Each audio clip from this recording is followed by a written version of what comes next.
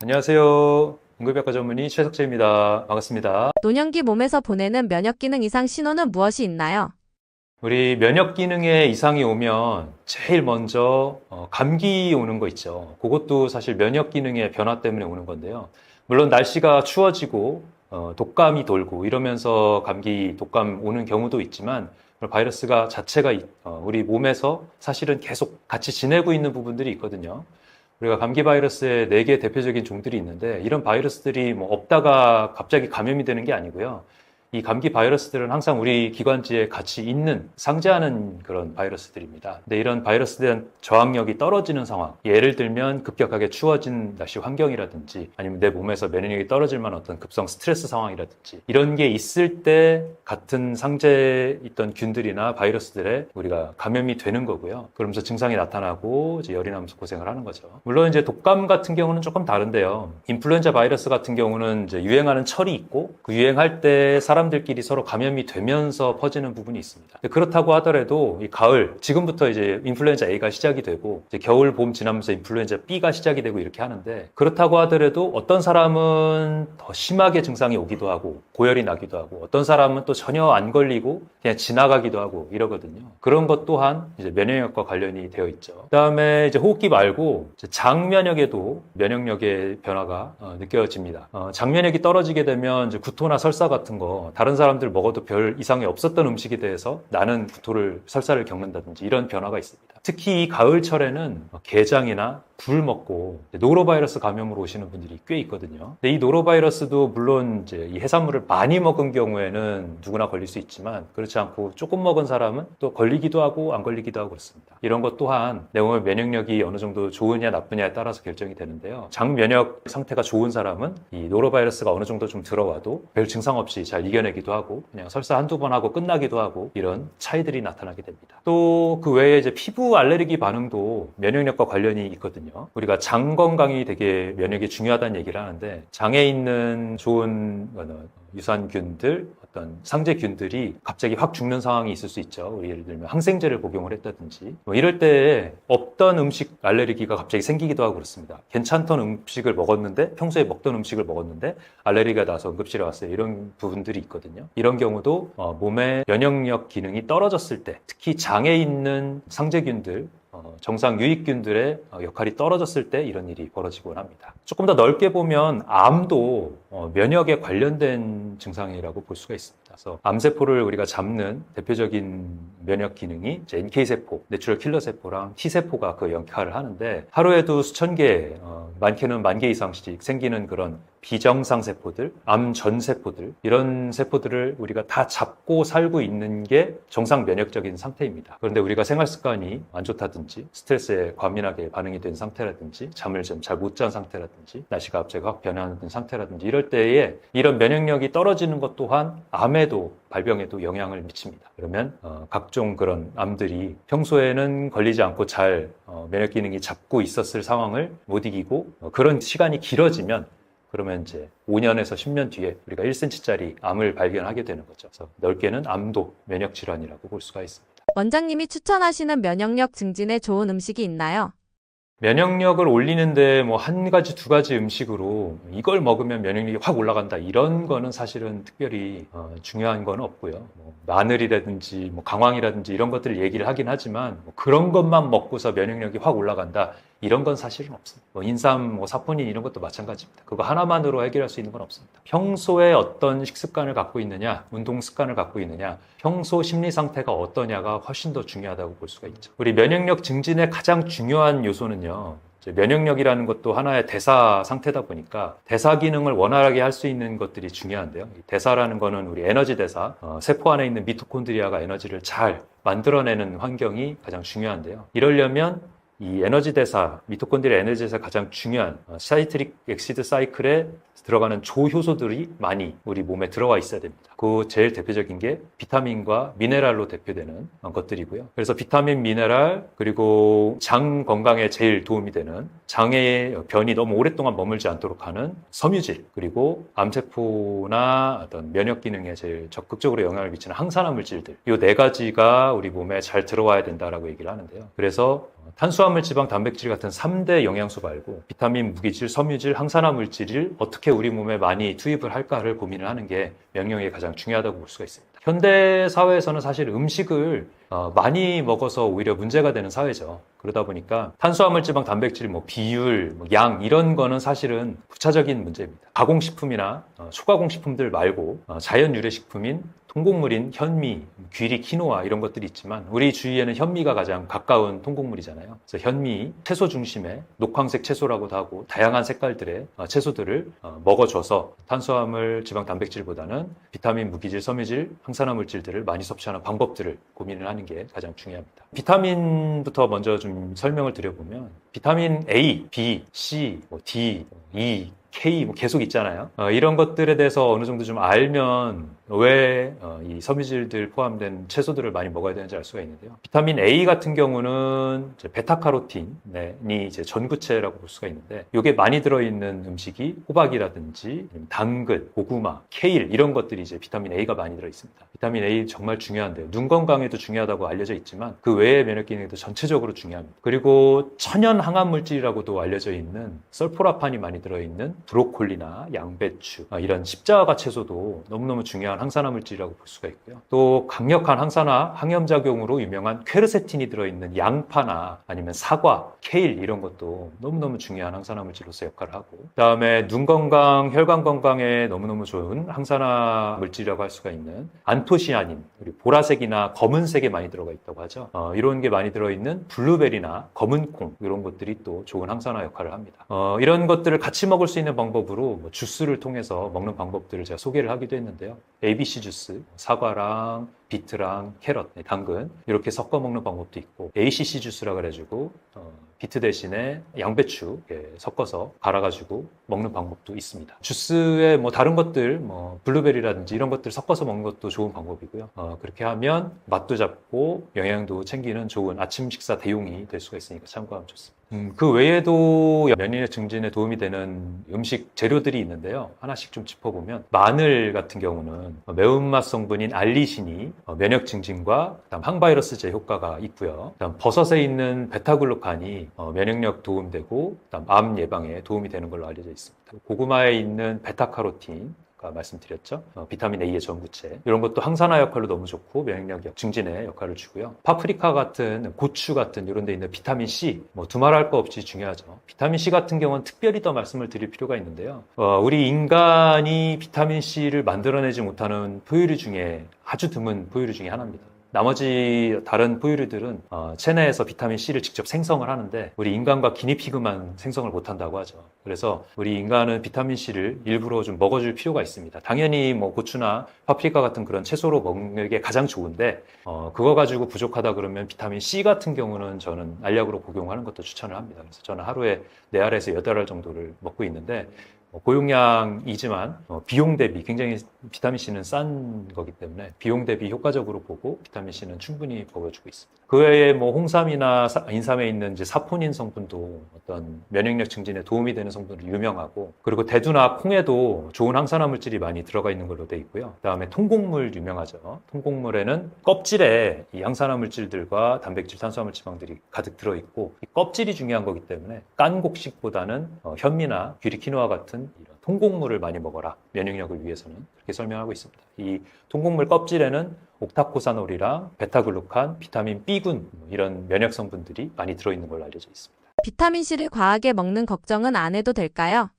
비타민 C는 과하다는 개념이 없고요. 우리가 과하게 먹으면 다 소변으로 배출이 되기 때문에 비타민 C는 어느 정도 용량 이상을 먹는 게 좋습니다. 우리가 식약처에서 권장하는 최소 용량은 200mg인데요. 우리가 비타민 C 한 알이 1000mg, 1g이죠. 그래서 200mg 하면 5분의 1 알이니까 굉장히 적은 양인데 사실 그거는 완전히 비타민 C를 다 흡수하는 양을 기준으로 한 거고요. 그 이후에 남아도 조금씩 우리 체내에 들어가서 역할을 합니다. 그리고 이제 비타민 C 박사로 유명한 이제 유영재 교수님이 하시는 말씀 중에 하나가 그건데요. 비타민 C는 남는 게 없다. 어디에나 도움이 된다. 이렇게 해서 소장을 통과하고 대장으로 가서도 남으면 유산균한테도 도움이 되고, 그 다음에 남아서 소변으로 빠져나가면 방광암도 예방을 해주고, 이런 기능들이 있기 때문에 남으면 남을수록 그것 자체도 도움이 된다. 이렇게 얘기를 하시거든요. 그래서 남아서 소변으로 노랗게 나오는 거 아까워하지 마시고 많이 복용을 하는 게 좋습니다. 저렴한 거기 때문에 비용 대비 효과적이고요. 저 같은 경우는 비타민 C를 입냄새 제거에도 쓰거든요. 이게 비타민 C가 약간 산성이 강하기 때문에 너무 오랫동안 물고 있지는 말라고 되어 있는데,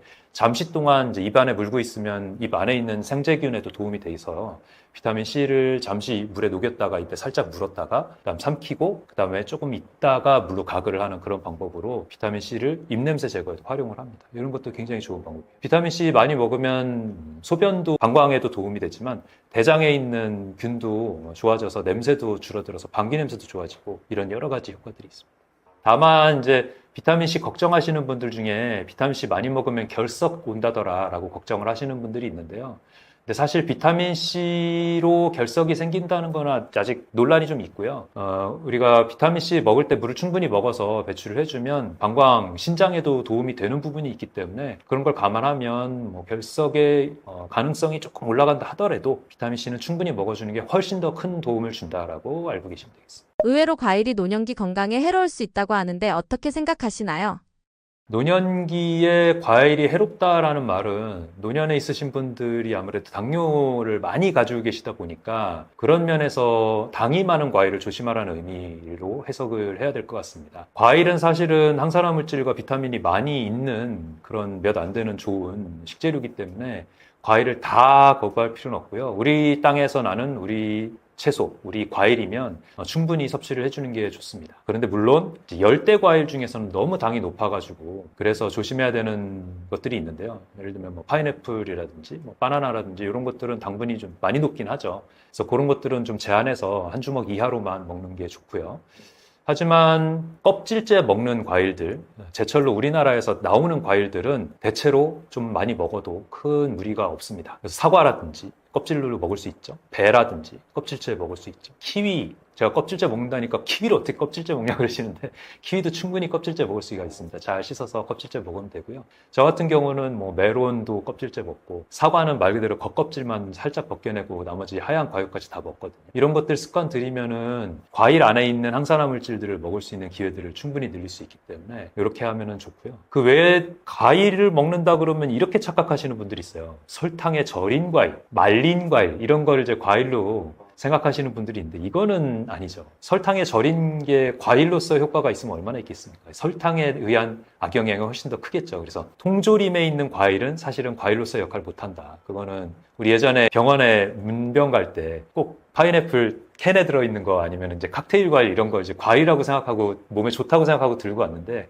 지금 생각해보면은 병 주는 거죠. 환자가 그걸 먹으면 얼마나 당이 올라가면서 혈관 상태가 더 안 좋아지겠습니까? 그래서 이런 캔에 있는 과일은 대부분 과일로서 역할을 못한다. 껍질째 먹을 수 있고 깨끗하게 씻어서 직접 자기 입으로 씹어 먹는 것이 가장 좋고 그렇지 않다면 껍질째 갈아서 과육채로 먹는 것이 가장 좋다. 즙만 내가지고 과일 즙만 먹는 것은 또 좋지 못하다. 우리가 과일 주스 하면은 즙만 내서 이 섬유질 버리고 즙만 먹잖아요. 이거는 당분만 모아서 먹는 거거든요. 이것도 좋을 수가 없습니다. 그래서 그런 거 감안해서 껍질째 먹는 방법 잘 고민하시면 좋겠고요. 그다음에 바나나랑 포도, 그다음에 수박도 그렇고 자몽도 그렇고 이런 거는 노인에서 좀 주의하라는 얘기가 있어요. 왜 그러냐면 바나나랑 포도, 수박 같은 경우는 당이 너무 높아서 그런 거고 그런데 이제 자몽 같은 경우는 좀 다른데요. 자몽은 이제 GI 인덱스 낮은 과일에 속하거든요. 사과 포함해가지고 40 이하인 과일로 들어가니까 그래서 사과, 키위, 자몽 이런 거는 당 부분에서는 좋은 과일인데 문제는 자몽이 이제 약들과 이제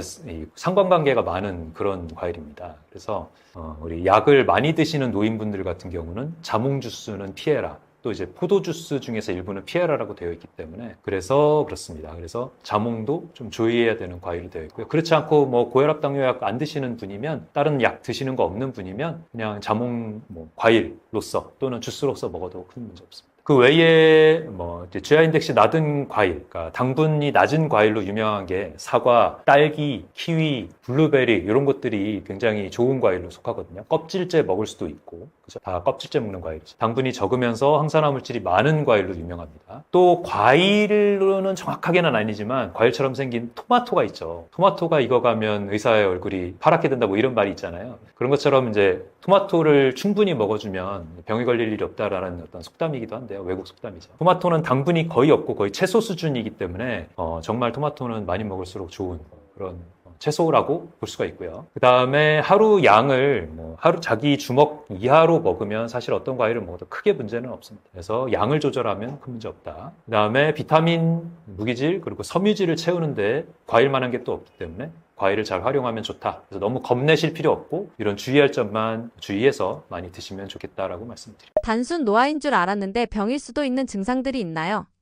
단순 노화인 줄 알고 골든타임을 놓치고 오시는 노인분들이 꽤 많습니다. 기력이 없고 피곤해서 잘 못 움직이겠거니 하고 그냥 주무시는 줄 알고 이러고서 있었는데 사실은 뇌혈관 질환에 골든타임이 지나고 있었던 거죠. 예를 들면 뇌경색이 왔는데 모르고 그냥 하루를 지내버린다든지 이런 경우가 있을 수 있거든요. 뇌혈관이 막히게 되면 그 혈관을 뚫어주면 팔다리 마비, 한쪽 마비를 완전히 해결할 수 있는 기회가 4시간 반 정도에서 있을 수가 있는데 그렇지 못하고 그냥 자고 나서 다음날 온다든지 이러면 그 기회가 아예 없어지는 거거든요. 그런 일이 좀 있을 수가 있어서 노인분들 중에서 또 이제 자기 표현 못 하시는 상태 있죠. 치매가 있으시다든지 아니면 주무시다가 발생한 뇌경색이나 뭐 이런 심근경색이라든지 특히 노인분들 중에 당뇨 오래되신 분들은 또 통증을 잘 못 느끼시는 분들도 있습니다. 왜냐하면 이 신경들이 다 파괴가 되어 있는 분들이 있기 때문에 이런 분들은 혈관 질환이 왔는데도 이 골든타임이 있는 질환이 왔는데도 전혀 못 느끼시고 그냥 지나가는 거예요. 이렇게 해서 놓치게 되는 일이 있고 응급실에서도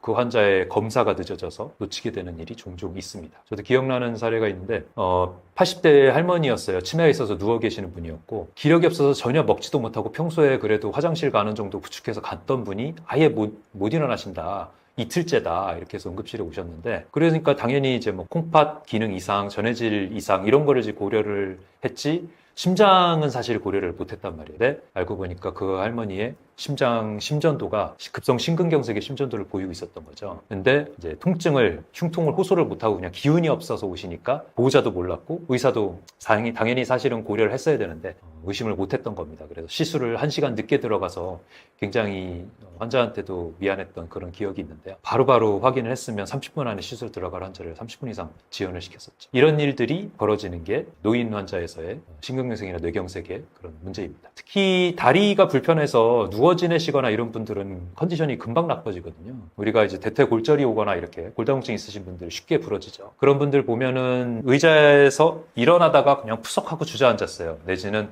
침대에서 내려오다가 주저앉았어요. 넘어진 것도 아니고 그냥 주저앉았어요 했는데 다리가 계속 아프다고 하셔서 왔어요. 이렇게 했을 때 대퇴골절이 있는 경우가 있거든요. 근데 대퇴골절이 발생을 하면 그분은 수술을 빨리 최대한 해드리려고 하는 이유가 누워 계시면은 그 사이에 뇌경색, 심근경색, 폐렴, 욕창 이런 걸로 일주일 이내에 사망할 가능성이 확 올라가게 됩니다. 다른 팔 부러진 거랑은 상황이 다른 거예요. 다리는 걷지를 못하게 되기 때문에 그러면서 전신 컨디션 나빠져서 병이 만들어지는 경우도 있습니다. 그래서 침대에서 누워 지내는 시간을 최대한 줄이고 만약에 관절염 같은 게 있다고 하더라도 수술을 해서라도 빨리 부지런히 걷는 거를 만드는 게 전신 컨디션을 예방하고 혈관 질환을 예방하는 데 굉장히 중요하다고 설명을 드리고요. 그렇게 해야 근육 소실도 예방이 되고 비만도 예방이 되고 이렇게 되기 때문에 골다공증도 예방이 되고 체중을 줘야 골다공증이 예방이 되거든요. 그래서 더 큰 뼈의 질환을 예방할 수가 있는 부분이 있다 이렇게 말씀을 드리고 있습니다. 또 이제 노인분들 중에서 탈수가 문제가 많이 될 수가 있는데요. 식사를 못하거나 물도 잘 못 드시고 그냥 누워 지내시다가 콩팥이 망가지고 전해질이 망가져가지고 오시는 분들이 있어요. 소변량이 줄기 시작하고 잘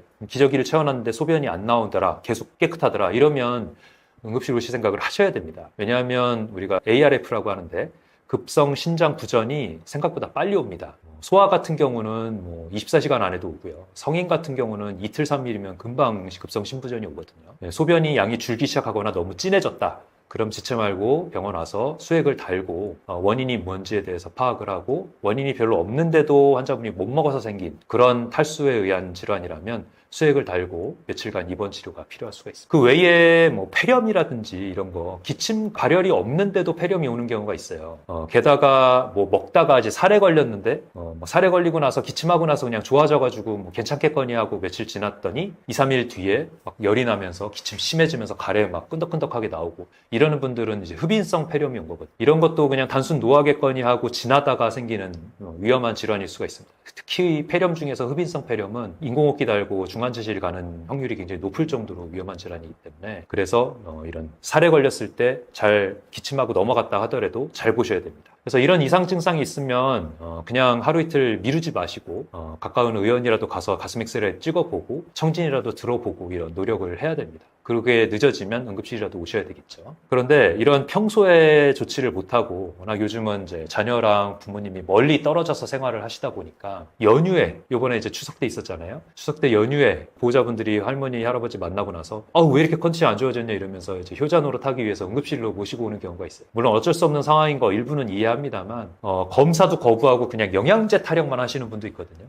근데 저희가 진찰을 해보고 정말 못 먹은 시간이 길거나 아니면 흉통이나 팔다리 마비나 이런 게 있으면 그거에 대한 검사를 적극적으로 해야 되는 경우도 있습니다. 응급실 오셔가지고 진짜 미어 터지는 정신없는 응급실에서 응급실에 와가지고 영양제만 주세요 이러지 마시고 의사의 진찰에 따라서 정말 필요한 경우는 필요한 조치, 검사 같은 거 받으시고 그렇지 않고 너무 별거 아닌 진찰일 때는 또 경환 질환으로 판단해서 이제 다른 개인 의원이나 이런 데로 이제 가야 된다고 할 때는 또 그런 거에 따라주시고 의료진의 판단에 좀 협조를 해주시면 좋겠습니다. 노년기에 자기도 모르게 건강을 해치는 식습관은 무엇이 있나요?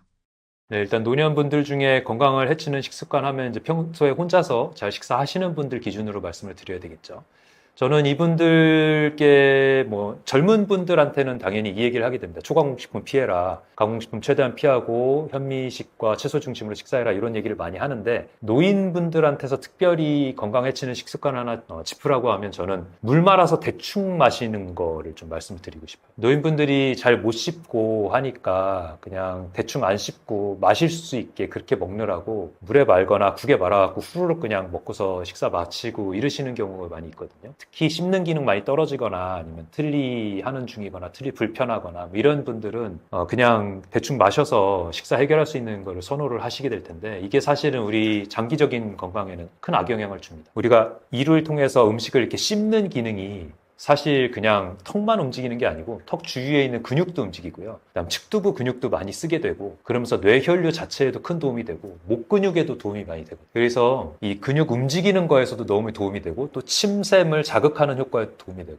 침샘에서 침이 나온다는 거는 소화 기능을 늘리기 때문에 이제 밑에 내려가서 위 기능과 췌장 기능, 담낭 기능을 좀 스페어 해주고 그 다음에 대장, 소장에서 흡수 기능도 좋아지게 한다는 효과가 있기 때문에 그래서 천천히 꼭꼭 씹어서 물이 들 때까지 우리가 씹고 침을 많이 나오게 해서 삼키는 걸 목적으로 해야 되는데요. 그렇지 않고 그냥 국이나 물에다 말아가지고 대충대충 삼키게 되면 침에서 나오는 아밀라제 효과도 없지만 섬유질도 부족한 음식을 먹게 되고 여기다 김치 정도 얹어가지고 그냥 먹는 거잖아요. 초록색 채소를 씹어서 먹는 게 아니니까 그러면서 변비가 악화된다든지 장 건강에 악영향을 주게 됩니다. 이는 다시 이제 우리가 뇌 건강에 이제 씹는 게 도움이 된다고 했죠. 반대로 그런 역할을 못하면서 우울증, 치매 아니면은 불면증 같은 이런 정신 건강에도 악영향을 주거든요. 근데 이게 씹는 역할을 못해서 생기는 문제도 되지만 장 건강이 나빠져서도 정신 건강에 영향을 줍니다. 아니 장 건강이 나빠졌는데 왜 정신 건강을 얘기하냐 이렇게 얘기하실 수도 있는데 사실 장뇌축이라는 표현이 있거든요. 장에서 나오는 그런 호르몬들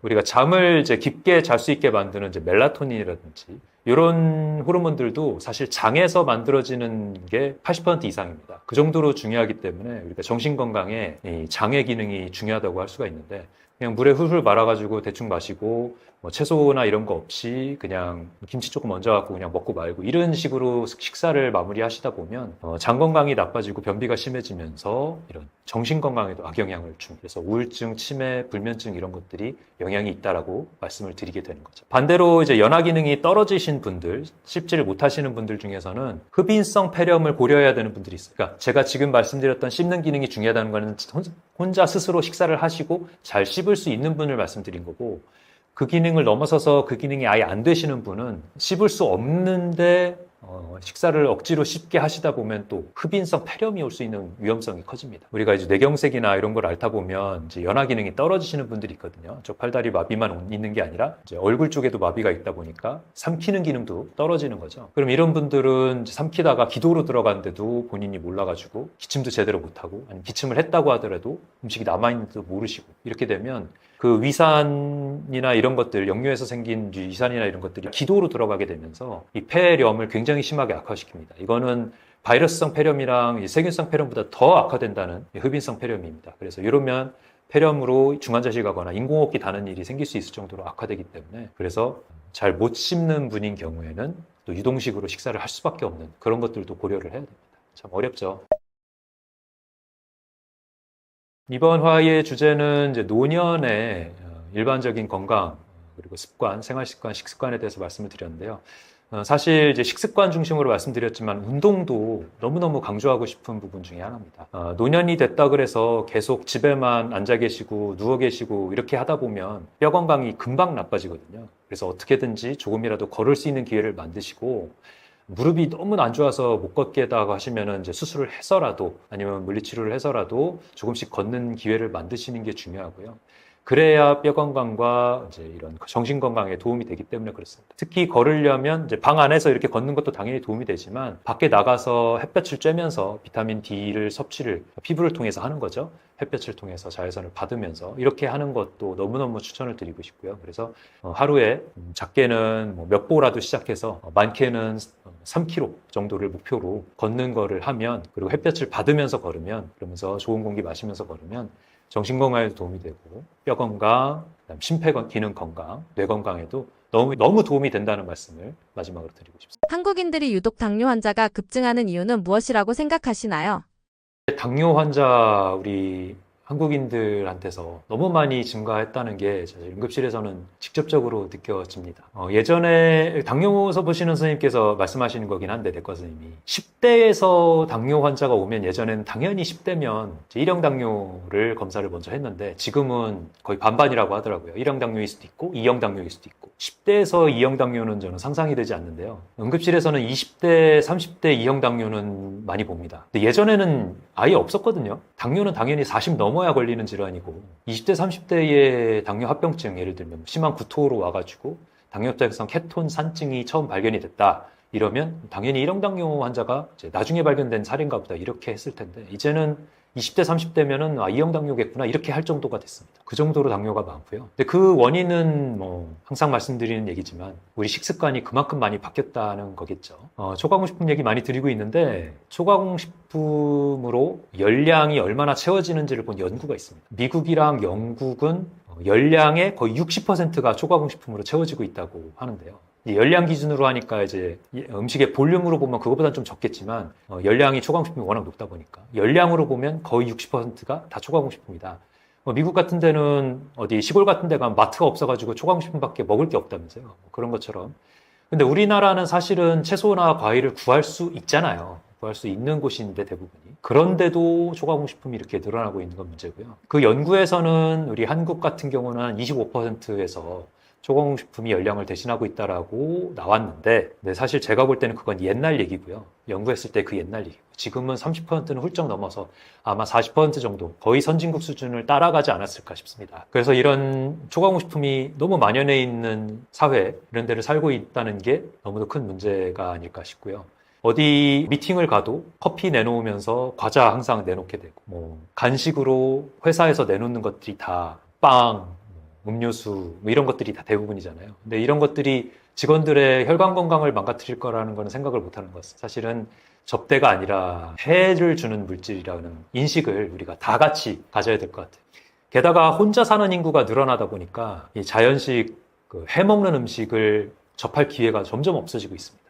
혼자 있으면 사실 저도 음식을 해 먹을 생각은 못 하게 되는데, 왜냐면 버려진 음식이 너무 많아지고 상하고 이러니까. 그래서 집에서 저는 이제 4, 5일 정도 지방에 가서 일을 하고 근무를 하고 올라올 때까지 한 3, 4일 동안 먹을 것들을 이제 챙겨 갖고 가는데요. 왜냐하면 가공식품 안 먹으려고 그렇게 하는데, 그렇게라도 집밥을 먹을 수 있는 환경을 만들어야 됩니다. 초록 채소를 먹을 수 있는 환경을 만들어야 됩니다. 그렇지 않고 그냥 대충 해결한다고 가공식품으로, 배달 음식으로, 편의점 음식으로, 라면, 빵 이런 걸로다가 먹으면서 한 끼 한 끼를 넘기게 되면 그거는 당뇨를 피할 방법이 없습니다. 당연히 걸릴 수밖에 없는 겁니다. 거기에다가 최근에는 이제 운동량까지 너무 많이 부족하잖아요. 대중교통으로 다니시는 분은 그나마 다행입니다. 대중교통으로 다니면 일단 전철 같은 경우 요즘 뭐 워낙 도심 지하철 이런 거 보면은 3층, 4층, 5층 이렇게 내려가야 되잖아요. 그럴 때 에스컬레이터, 엘리베이터 안 타고 계단으로만 다니기만 해도 3,000보, 5,000보를 충분히 채울 수 있거든요. 그래서 한 개나 두 개 호선을 이제 바꿔 탄다, 갈아탄다 이러시는 분들이면 걸어서 에스컬레이터 안 타고 걸어 다니시는 방법만 해도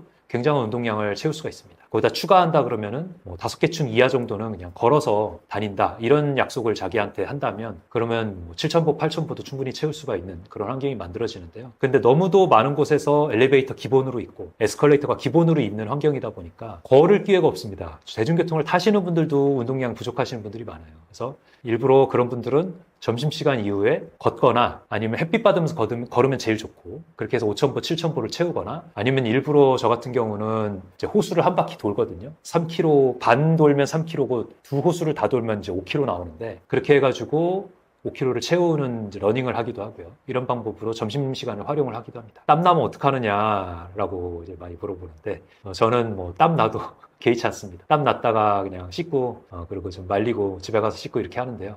사실 뭐 더 좋은 환경이면은 옷을 바꿔 입고 하면 더 좋겠지만 그렇게 하긴 또 쉽진 않더라고요. 그게 안 된다면 걸어서라도 햇빛을 받으시고 5,000보, 7,000보를 채우시고요. 점심 식사 이후에 계단으로 오르신다든지 아니면 옥상에 일부러 계단으로 올라갔다가 내려와서 업무를 시작한다든지 이런 방법 활용하시는 것도 좋은 방법입니다. 그리고 현대인들한테 스트레스도 당뇨 환자가 늘어나는데 한 몫을 하고 있을 걸로 추정이 되는데요. 사실 스트레스는 뭐 연구를 하거나 이렇게 하기가 굉장히 어려운 부분이기 때문에 이런 거에 대해서는 연구가 어렵습니다.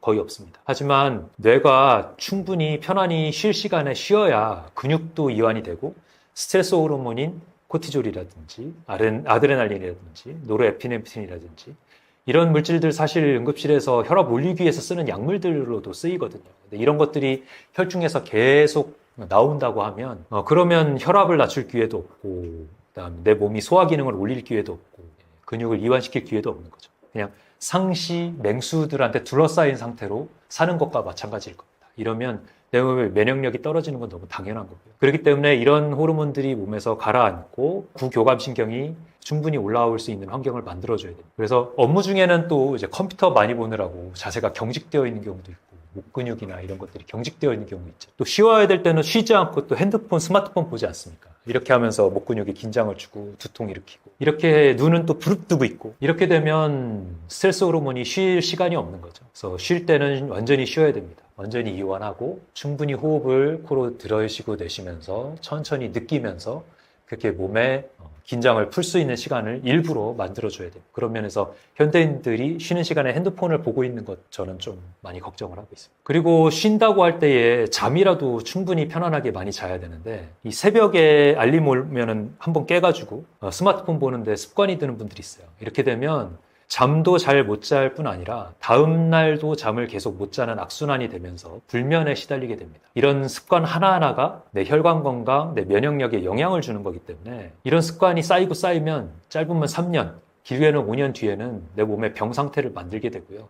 그 병이 당뇨 고혈압이 아니라 암으로 진행되는 경우도 생길 수가 있는 그런 위험한 상황이 생길 수가 있어서 이런 생활 습관 하나하나를 일부러 신경 써서 바꾸지 않으면 안 됩니다. 스트레스는 연구하기가 굉장히 어려운 분야예요.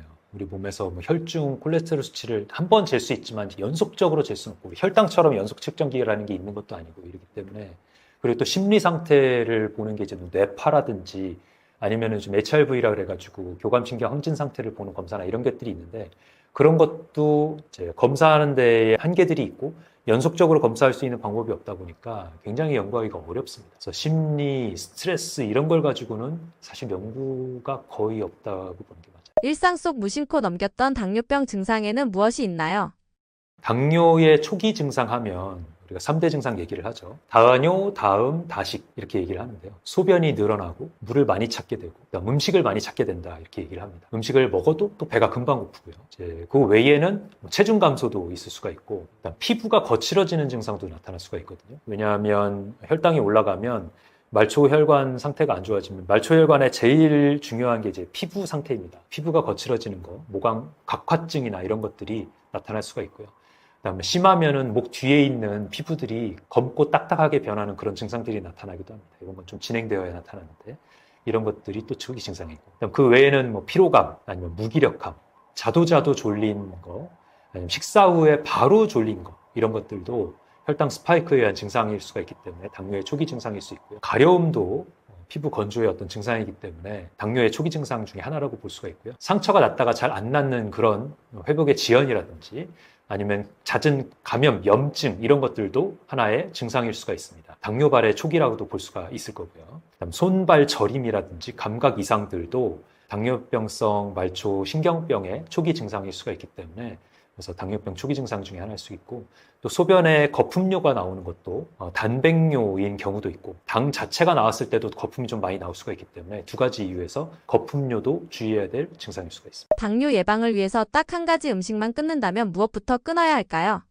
당뇨 예방을 위해서 한 가지만 꼽으라고 하면 저는 단연코 초가공식품을 말씀을 드립니다. 초가공식품 하면 밀가루로 만든 음식들 다라고 생각하면 되는데요. 초가공식품에 포함되지만 더 위험한 게 한 가지 있습니다. 초가공식품 중에서 더 한 가지를 꼽으라면 저는 가당 음료를 꼽겠습니다. 콜라, 사이다, 액상과당이 들어가 있는 음료수들. 우리가 과일 주스라고 해가지고 먹고 있는데 알고 보면 가당 음료인 것들, 100% 생과일이 아닌 음료들, 이런 것들 전부 다 액상과당이 들어가 있는 초가공식품입니다. 그렇기 때문에 당뇨에 가장 악영향을 줍니다. 콜라를 물 대신에 먹게 되면, 이걸 실험을 할 수는 없지만, 콜라를 물 대신에 먹게 되면 1년 이내에 짧게는 6개월 만에 당뇨로 바로 직행을 할 수밖에 없고요. 또 물을 충분히 섭취하지 않으면 콜라나 이런 음료수들은 당분이 너무 높기 때문에 물을 대신할 수가 없습니다. 수분이 들어있긴 하지만 물은 아닌 겁니다. 그렇기 때문에 물은 물로만 대신할 수가 있다. 음료수는 물이 아니다라는 거 생각을 하셔야 되고요.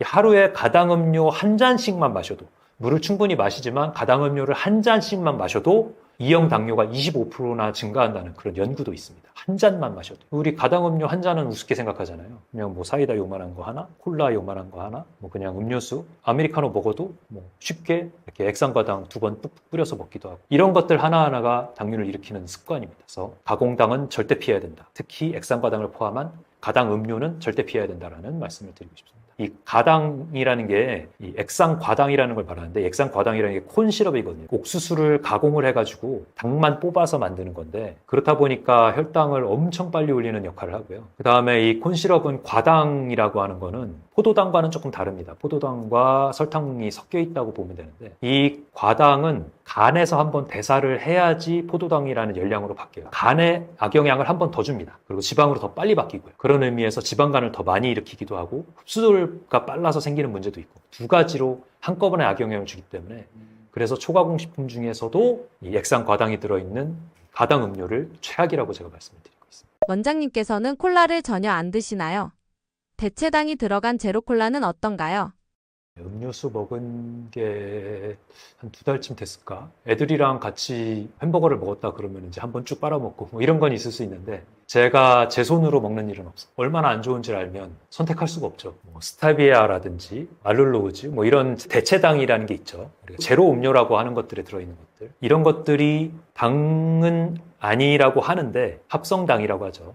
당의 맛은 200배, 300배 높으면서 이 혈당은 안 올리는 겁니다. 근데 문제는 뭐냐면 이게 뇌를 속이기 때문에 당에 대한 갈망은 더 많이 일으키는 중독 물질이기는 합니다. 그래서 당장 혈당을 올리지는 않지만 당장 내가 일반 콜라와 제로 콜라 둘 중에 하나를 꼭 먹어야 되는 상황이다 라고 하면 혈당을 안 올리는 제로 콜라가 그나마 낫겠지만, 장기적으로 보면 안 좋은 건 똑같다고 볼 수가 있습니다. 내 뇌를 속이는 효과는 당연히 있다. 오히려 보면 더 나쁠 수도 있다. 그렇기 때문에 단맛을 내가 없어도 살 수 있게 만들어야지. 우리 짠 것도 그렇잖아요. 짠 것도. 우리가 이제 염분을 많이 먹고 산다고 얘기를 하는데 WHO 기준보다 거의 2배 이상 먹고 있죠. 한국인 기준으로. 그렇기 때문에 짠맛을 피하기 위해서 제가 기준으로 설명을 드리는 게, 설렁탕을 먹어도 소금을 안 쳐서 먹을 정도의 맛에 익숙해져야 된다라는 표현을 드리는데, 단맛도 마찬가지입니다. 단맛에 익숙해지면 다른 맛이 없어요. 그렇기 때문에 설탕 쳐야지만 맛있다는 얘기가 나오거든. 근데 이 대체당이라는 거는 그 단맛을 더 중독을 일으키는 거잖아요. 당장은 혈당을 안 올리니까 그나마 낫겠지만, 길게 보면 단맛을 더 먹을 수밖에 없는 중독을 일으키는 물질이잖아요. 그런 면에서 봤을 때는 안 좋고, 두 번째로는 이 합성당들이 만들어진 지 얼마 안 됐지 않습니까? 이게 나중에 어떤 역할을 할지 아직 모르는 부분도 있을 수 있는 거예요. 그런 면에서는 사실은 합성물질은 어떻게든지 우용하면서 피하는 게 좋다. 이렇게 말씀을 드릴 수 있습니다. 입맛이 어떻게 길들여졌나에 따라서 내가 어떤 당분 맛에 중독되어 있으면 그 맛을 찾을 수밖에 없게 되는 거고, 또 염분, 짠맛에 중독되어 있으면 그 맛을 찾을 수밖에 없게 되는 거죠. 그래서 오히려 만약에 드레싱을 꼭 선택해야 된다면 시큼한, 상큼한 맛에 일부러 찾는다든지, 아니면은 깨나 이런 고소한 맛을 그나마 좀 찾는다든지, 하여튼 시큼한 맛을 조금 적응을 하는 게 가장 좋습니다. 시큼한 맛은 식초 베이스라든지 이런 것들이 많기 때문에 우리 몸에 악영향을 줄 게 많이 적거든요. 그래서 꼭 처먹어야 된다면 시큼한 맛을 찾으시고, 발사믹도 도움이 되고 식초 베이스들, 근데 그게 아니라 단짠이나 아니면 그 마요네즈 베이스 이런 것들은 사실 악영향이 더 큽니다. 그래서 드레싱을 선택하더라도 그런 걸 선택을 해서 선택을 하셔라. 그래서 예를 들면 발사믹 식초도 당연히 좋은 지방, 올리브 지방을 선택을 해가지고 만드는 것들이 대부분이니까 그런 것들이 좋은데, 그게 아니라 똑같은 유지여도 마요네즈가 들어간 드레싱은 아무래도 몸에 안 좋은 부분을 더 크다고 볼 수가 있겠죠. 식초는 전체적으로 도움이 되는 걸로 알려져 있어요. 그래서 식초 베이스로 시큼한 맛에 적응을 하라고 하는 이유가, 당뇨 자체를 낮게 한다 이런 거는 제가 따로 찾아보진 않아서 모르겠는데, 어쨌든 시큼한 맛의 베이스로 되는 것들은 단짠보다는 훨씬 도움이 되고, 또 매운맛에 중독되는 게 또 큰 문제인데, 매운맛은 단맛과 짠맛을 가리는 경향이 있습니다. 그래서 매우면서 맛있다, 이게 대부분 달고 맵다거든요. 달고 맵고 또 짠맛도 많이 들어가 있는 경우가 많고, 그렇기 때문에 매운 거 좋아하시는 분들이 또 당뇨에 취약한 그런 특징이 있습니다. 당뇨약 없이도 식단만으로 치료 가능성이 있나요? 충분히 치료가 가능합니다. 제가 여기서 말씀드리는 치료는 약을 먹어서 당을 낮추는 치료의 상태를 얘기하는 게 아니라, 약이 없어도 내 몸의 혈당 상태가 100 이하로 유지되는 상태를 말하는 겁니다. 하지만 식습관 바꿨다고 바로 약을 끊는 건 금물이고요. 당을 낮춰서 주치의 선생님이 봤을 때 당약을 끊어도 되겠다고 판단을 받는 게 원칙입니다. 그러려면 내가 당 상태를 병원 가서 체크만 하는 게 아니라 평소에 자주 체크해 봐야 되겠죠. 그래서 주치의 선생님한테 미리 식습관 변경한다고 말씀을 드리고, BST라고 하죠. 당 체크 찔러가고 체크하는 거를 하루에 최대 4번 하는 게 가장 좋고, 안 되면 아침에 한 번이라도 해서 그걸 기록을 해서 책자로 만들어서 가져가면, 지금 식생활 바꾸고 나서 당이 잘 조절이 되고 있군요. 이런 얘기를 들으신다면 약을 줄이다가 끊을 수가 있습니다. 하지만 더 좋은 방법은 연속 혈당계라는 게 있거든요. 우리 팔에다가 이렇게 꽝 하고 찍어가지고 이 안에다가 침을 하나 받고 2주 동안 혈당을 연속으로 측정하는 기계가 있는데요. 그걸로 재면은 그래프로다가 내가 무엇을 먹었을 때 당이 얼마나 올라가고 평소에 혈당이 어떻게 유지가 되는지를 한눈으로 그래프로 볼 수가 있기 때문에, 요거를 가지고 주치의 선생님이랑 상의를 하면 더 빠르게 약을 조절할 수 있는 좋은 방법이 됩니다. 1형 당뇨는 의료보험이 되는데요. 아쉽게도 2형 당뇨는 의료보험이 되지 않기 때문에 자기 비용 내고 하는 방법밖에 없습니다. 좀 비싸긴 합니다. 18만 원 정도 하는 걸로 알고 있습니다. 원장님이 추천하시는 당뇨에 좋은 음식이 있나요? 당뇨에 좋은 음식 하면 많은 분들이 여주 어떠냐 뭐 이렇게 물어보시는데, 사실 생활 습관 그대로 두고 여주 하나 먹는다고 당이 싹 낫는다 이런 거 없습니다. 그렇게 해서는 말짱 도루묵이고요. 당연히 좋은 생활 습관 바꾸고 거기다 여주를 먹으면 좋겠죠. 그렇게 해야 되는 거고요. 좋은 습관을 구해 먹는 것보다 훨씬 좋은 건 나쁜 음식을 멀리 하는 겁니다. 그래서 좋은 음식을 알아야 되는데요. 내 식탁을 나쁜 음식을 배제하고 좋은 재료들로 채워야 되는데요. 그러려면 통곡물과 잡곡을 얘기를 할 수밖에 없습니다. 현미, 귀리, 보리 이런 정제된 흰쌀밥보다는 식이섬유가 풍부하고 비타민, 무기질, 섬유질이 가득 들어있고 단백질도 들어있는 그런 통곡물, 우리 주위에는 현미를 강력하게 추천을 드릴 수밖에 없고요. 또 빵을 꼭 먹는다면 통밀빵을 구해 드시면 좋은데, 흰빵 대신에 통곡물이 100% 들어가 있는 통밀빵 선택을 해야 되는데요. 빵이 잘 되지 않거니와 맛도 모양도 많이 떨어지기 때문에 시판되는 게 거의 없어서 구하기 쉽지 않으실 겁니다. 그래서 현미밥 말고는 거의 대안이 없다라고 표현을 하는 게 사실입니다. 그 다음으로는 섬유질이 풍부한, 식이섬유가 풍부한 채소들을 말씀을 드려야 되는데요. 녹색 채소를 제가 강행조를 많이 드리죠. 브로콜리라든지 시금치라든지 깻잎, 상추 같은 쉽게 볼 수 있는 그런 거라든지 케일이라든지 이런 녹색 채소들은 비타민과 섬유질, 무기질, 항산화 물질이 풍부하게 들어있는 정말 좋은 식품들입니다. 그리고 혈당 관리에도 도움이 되죠. 섬유질이 많이 들어있고 식이섬유가 풍부하니까 몸에서 혈당 자체를 올리는 것 자체도 막아주고 콜레스테롤 흡수도 좀 덜하게 해주고 하기 때문에, 또 유산균, 우리 장에 있는 유익균들의 삶의 터전이 되고 이러기 때문에, 먹이도 되고 이러기 때문에 여러모로 좋습니다. 그리고 또 녹황색 채소와 비슷한 개념으로 볼 수가 있는데, 해조류들, 미역이라든지 김, 다시마들도 너무너무 좋은 채소의 하나라고 볼 수가 있고요. 너무 좋은 식이섬유 공급원이 되기도 합니다. 또 하나를 더 꼽으라면 뿌리 채소들, 당근, 우엉, 연근이라든지 이런 것들은 혈당 지수가 높기는 하지만 많이 먹지 않게만 하면 굉장히 좋은 비타민들을 우리가 먹을 수 있기 때문에 활용할 수 있는 좋은 식재료입니다. 그리고 단백질 중에서는 콩, 두부 이런 것들을 많이 활용하면 좋은데요. 렌틸콩, 강낭콩, 병아리콩 이런 것들은 우리가 단백질이 풍부하고 혈당 조절에 도움이 되는 식품이기 때문에 식재료로서 많이 활용을 하면 좋고요. 또 오메가3 많이 들어있는 식재료로서 통깨랑 아마씨를 많이 말씀을 드리지만 생선들도 최대한 좀 작은 생선들 중심으로 해서 활용을 하시면 오메가3가 많이 들어있어서 당뇨에 좋은 음식이라고 또 볼 수가 있습니다. 또 우리가 붉은 육류보다는 화이트 머스를 많이 먹으라고 하죠. 닭고기, 생선 이런 것들이 도움이 된다고 하는 이유가 지방이 적은 닭가슴살 같은 경우는 단백질 보충원으로 좋은 하나의 대안이 될 수 있기 때문에 활용을 하시면 도움이 되고요. 그다음에 달걀, 계란 같은 경우도 오메가3가 풍부한 난각번호 1번, 2번 정도의 계란이라면 양질의 단백질과 비타민 B군, C군이 많이 들어있고 레시틴 같은 치매 예방에도 도움이 되는 성분들이 들어있어서 활용을 하실 수가 있어서 좋습니다. 건강한 지방 차원에서도 계란이 들어가고 또 견과류도 포함이 되는데요. 아몬드, 호두, 캐슈넛 이런 불포화 지방산이 풍부하고 식이섬유가 풍부한 그런 견과류들 활용할 수가 있고요. 또 아보카도 많이 말씀을 드리는데 단일 불포화 지방산이 풍부하고 그리고 또 올리브 오일 중에서는 올리브 활용을 하시면 좋습니다. 요리할 때에 포화지방이 많거나 아니면 트랜스 지방으로 많이 변환시킬 수 있는 식물성 기름보다는 가열 최대한 안 하고 튀김 최대한 안 하는 올리브 오일을 살짝 둘러서 먹는 것을 추천을 드립니다. 우리가 응급실에서 많은 당뇨 합병증 환자들을 만나고 있습니다. 특히 투석 때문에 고생하시는 분들 중에서 응급 상황을 많이 겪는데요. 우리가 신장, 콩팥이 망가지게 되면 전해질을 걸러내지를 못해서 응급 상황이 많이 생깁니다. 투석이라는 거 아시죠? 우리 혈관에 이렇게 AV 피스툴라라는 거 만들어가지고 몸에서 피를 빼내서 기계에서 걸러줘서 신장을 대신한 다음 다시 넣어주는 신장 대체요법이라고도 하는데요. 요거를 시작하게 되면 삶의 질이 너무 많이 나빠집니다. 그래서 일주일에 3일, 그것도 하루에 4시간에서 오가는 시간까지 합치면 6시간까지 이 기계에 매달려서 삶을 살아야 되기 때문에 일을 못하는 건 물론이고 항상 몸이 피곤하고 구역질 때문에 고생하기도 하고 또 사고 많이 나는 게 하루 걸러 하루일 땐 괜찮은데 일주일 중에 이틀 걸러 하루 투석을 할 때 이럴 때 사고 많이 나거든요. 이럴 때 월요일이나 일요일 때 환자들이 이 칼륨이 많이 올라가는데 이 칼륨이 투석을 잘 못한 날, 투석을 건너뛴 날이나 이틀 걸리는 날 고칼륨 혈증으로 많이 응급실에 오게 됩니다. 이러면 진짜 생명을 위협하는 심장을 멈추게 하는 그런 전해질이기도 하거든요. 그래서 이런 것들 많이 보면서 응급실에서 너무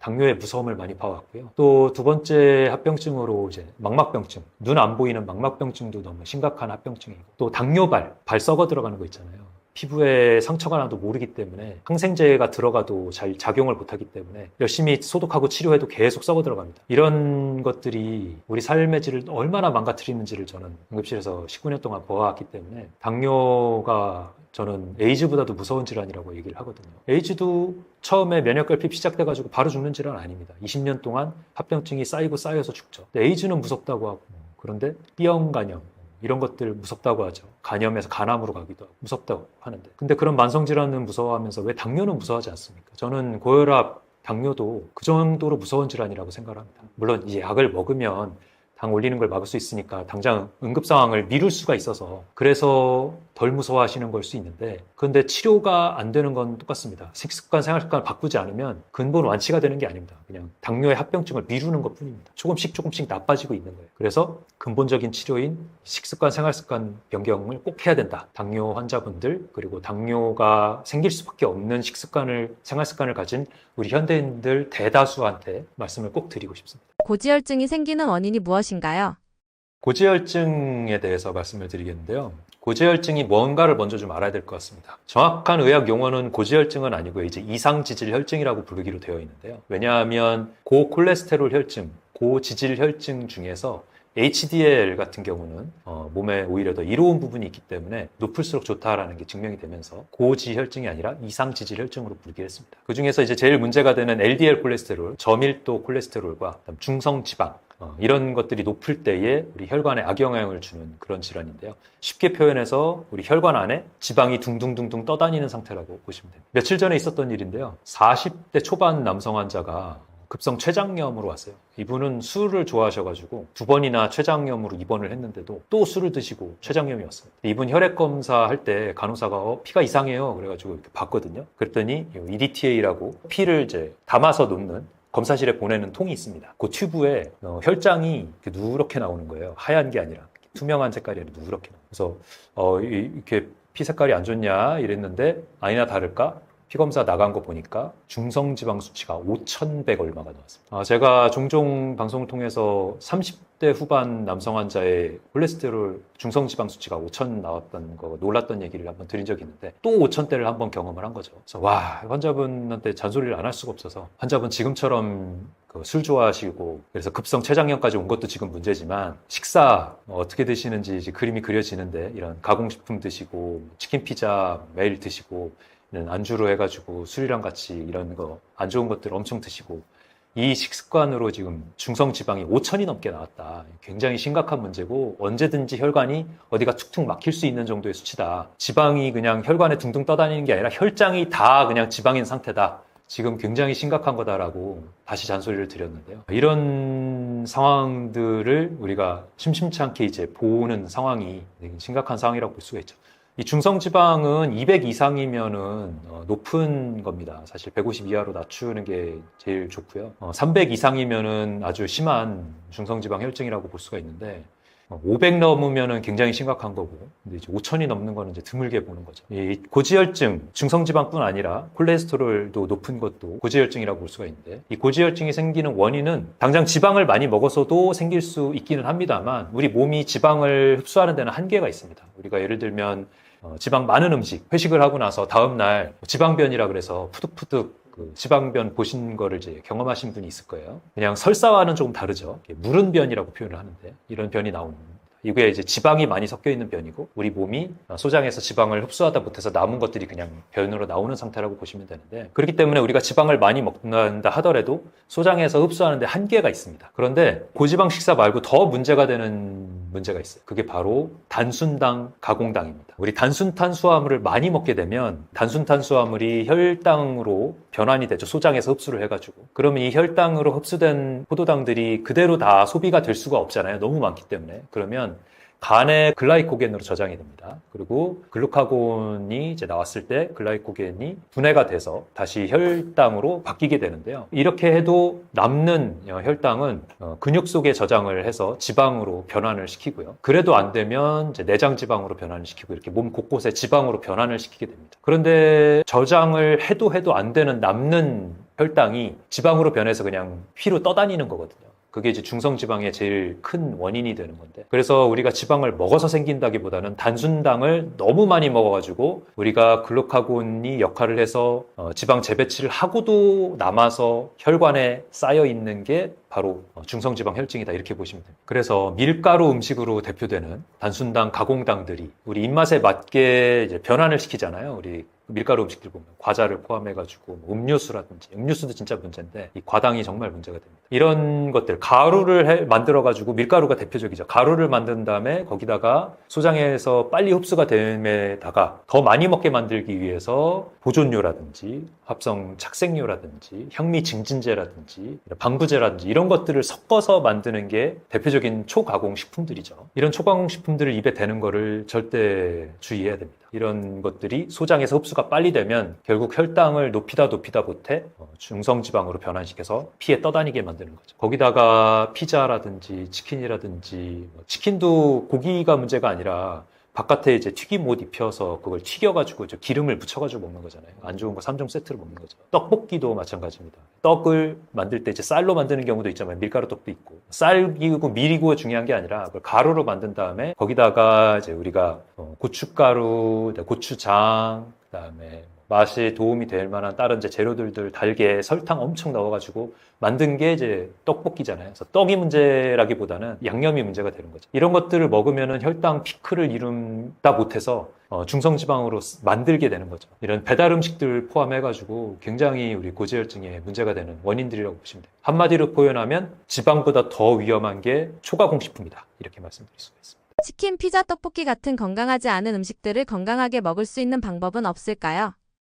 글쎄요. 떡볶이를 먹고 싶은데, 피자, 치킨을 먹고 싶은데 건강하게 먹을 수 있는 방법이 있느냐? 운동을 하시면 됩니다. 내 몸이 당이 높아져도 그거를 해소할 수 있는 정도의 인슐린 저항성 상태, 인슐린 저항성이 거의 없는 상태면 피자, 치킨, 탕수육, 떡볶이 한 번, 두 번 먹어도 고장 안 납니다. 그래서 운동을 많이 하시는 분들 중에서 친구들이랑 술 한잔하고 맛있는 음식 먹으려고 운동한다 표현하시는 분들도 있어요. 무슨 의미냐 하면 내가 운동을 충분히 해서 당을 많이 해결할 수 있는 상태가 되면 일부 안 좋은 음식 한두 번 들어가도 큰 문제 안 생긴다는 거죠. 근데 그런 분들은 주의해야 될 게 운동을 끊었을 때 문제가 됩니다. 예를 들면 이제 운동을 계속 직업적으로 오래 하신 분들이 운동을 끊고 나서도 식습관을 바꾸지 못하면 그때 이제 몸이 고장이 나기 시작하거든요. 저희 아버지가 대표적인데 저희 아버지 도대표 하셨을 정도로 나름 이제 젊었을 때 운동 많이 하셨던 유도 선수셨거든요. 근데 유도 끝나고 나서도 식생활이 바뀌지가 않으니까 유도할 때는 너무 건강했던 몸이 유도 끝나고 이제 몸 안 움직이게 되자마자 식생활은 그대로니까 바로 몸이 고장이 나서 당뇨가 빨리 오셨습니다. 이런 것들이 이제 이해가 될 수가 있는데요. 그래서 운동을 꾸준히 하든지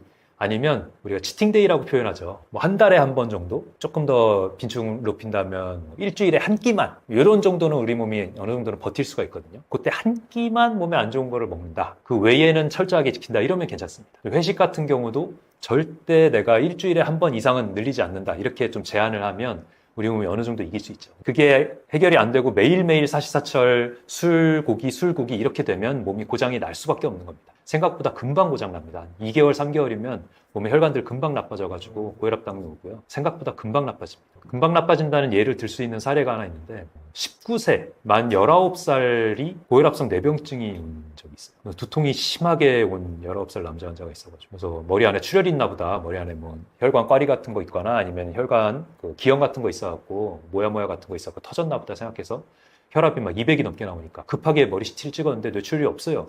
그러고서 혈압을 좀 안정시킬까 싶어가지고 안정시키고 진정시키고 해서 다시 혈압 쟀는데도 계속 200이 넘어요. 도대체 19살한테서 무슨 일이야? 그러고서 어떻게 살고 있는지를 자세히 좀 물어봤더니 중학교 졸업하고 고등학교 안 들어가고 공장에서 일을 했대요, 이 친구가. 그러다 보니까 나이 드신 분들이 공장에 이제 요즘 젊은 사람이 있습니까? 없잖아요. 그러니까 젊은 친구가 왔으니까 너무 기여해주면서 매일매일 맛있는 거 좋은 거 먹이고 다닌다고 고기술 한 거예요. 하루도 안 빼놓고. 그리고 집에서 이제 지낼 때는 이제 집에서 다니는 게 아니라 부모님이랑 같이 있는 게 아니라 혼자서 지내다 보니까 맨날 이제 라면에 피자에 이렇게 가공식품을 먹은 거죠. 그러니까 한 끼도 좋은 음식이 없이 계속 안 좋은 음식을 먹은 겁니다. 그렇게 했더니 이제 3년이 되던 19살 때에 고혈압성 뇌병증이 올 정도로 심각한 고혈압이 온 거죠. 머리의 혈관, 그다음에 심장의 혈관, 말초의 혈관들이 얼마나 나빠졌는지를 예상할 수 있는 그런 상황인 겁니다. 이렇게 빨리 나빠집니다, 여러분. 근데 나이가 들어서 식습관이 안 좋으면 훨씬 더 빨리 나빠지는 거죠. 그래서 고혈압도 빨리 오고 당뇨도 빨리 오는 거고. 그래서 이런 거에 대해서 우리가 경각심을 가져야 됩니다. 인슐린 저항성이 없는 상태를 만들어 놓으면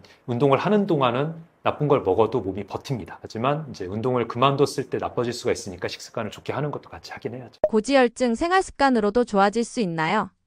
네, 당연히 고지혈증은 생활 습관만으로도 좋아질 수 있습니다. 물론 이제 아주 일부에서 가족성 콜레스테롤 혈증이라는 게 있긴 있습니다. 유전 질환이라서 있긴 있는데 이거 핑계 대면서 생활 습관 때문에 고지혈증이 온 게 아니라 가족성이라서 온 거다 이렇게 착각하시는 분들이 있는데 생각보다 굉장히 드물고요.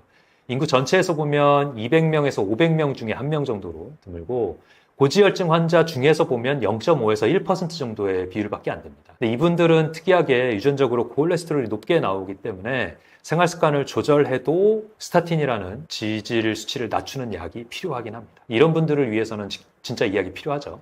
하지만 이 대부분의 고지혈증은 유전성이 아니고 생활습관병입니다. 그래서 과자, 음료수 이렇게 대표되는 초가공식품들, 밀가루 음식, 배달 음식들, 빵, 떡, 면으로 대표되는 한 글자짜리 흰색 음식들 이런 것들 완전히 끊으시면은요 고지혈증 금방 좋아집니다. 빠르게는 2주면 좋아집니다. 그래서 생활 습관 때문에 내가 그거를 너무 끊지 못하고 우리가 지내고 있다는 걸 생각을 하시면 좋겠어요. 지금 옆에 보면은 수많은 가공식품들이 여기 보이죠. 일부러 이거를 가공식품의 예시로 갖다 놓으시지 않았나 싶은 생각이 들 정도로 이제 뒷면이 지금 없는데 박스에 보면 뒷면을 보면 초가공식품이라는 게 여실히 드러나죠. 우리가 알 수 없는 그런 성분들, 합성 착색료, 보존료, 식용 색소들 이런 것들이 들어가 있는 걸 볼 수 있을 겁니다. 거기에다가 젤리라든지 캔디라든지 이런 것들도 다 마찬가지입니다. 당은 급격하게 올리고 흡수는 빨리 되는 가공식품들이 초가공식품들이고 이런 것들을 완전히 배제하면 우리 몸은 생각보다 빠르게 정상으로 돌아옵니다. 콜레스테롤 수치가 높은 거면 다 고지혈증인 건가요?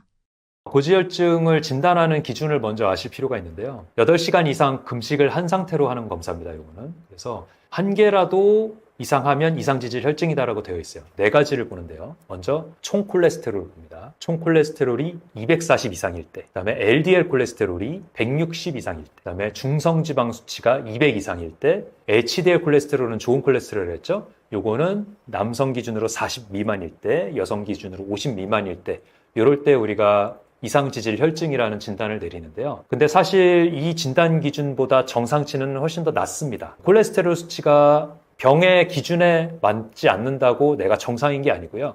정상 수치는 그보다 훨씬 낮아서 총 콜레스테롤 같은 경우는 200 미만이 정상인 거고요.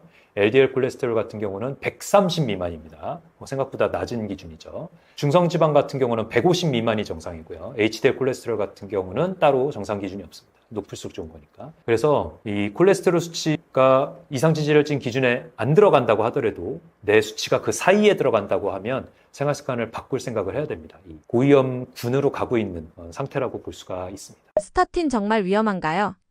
스타틴은 사실 위험성을 얘기하는 것보다는 필요성을 얘기하는 게 더 중요한 약이긴 합니다. 스타틴은 일단은 유전성 고콜레스테롤 혈증에는 꼭 필요한 약입니다. 앞에 말씀드렸죠. 콜레스테롤 혈증의 0.5에서 1% 유전성 고콜레스테롤 혈증 말씀드렸잖아요. 이분들한테는 필요한 약입니다. 근데 사실 그 외의 분들한테는 생활습관 교정이 근본적인 치료인 거는 맞습니다. 그래서 콜레스테롤 약, 우리 이 스태틴 약 먹으면서 콜레스테롤 낮아져서 정상 수치니까 난 나았다 이렇게 생각하시는 건 금물입니다. 식사를 교정을 해야 근본적인 치료입니다. 하지만 현실적으로 생활습관을 변경하라고 했을 때 너무도 우리 주위에 만연해 있는 이런 초가공식품들이나 이런 것들이 너무 많기 때문에 어디를 가도 이런 것들을 좀 눈에 띄게 되고 그러다 보면 자꾸 먹게 되고 하나 먹게 되고 2개 먹게 되고 이렇게 되는 게 현실이잖아요. 그러다 보니까 생활습관을 잘 못 바꾸십니다, 환자분들이. 그러니까 의사 입장에서는 처방을 할 수밖에 없는 약이기는 해요. 왜냐하면 환자분들한테 생활습관을 바꾸라고 얘기했을 때 다 바꾸면 우리가 약을 처방할 필요가 없겠죠. 근데 대부분이 바꾸시지 못하기 때문에 환자 입장에서는 약이 해결책이 아니라는 걸 알아야 되고 생활습관을 먼저 바꿀 생각을 해야 되지만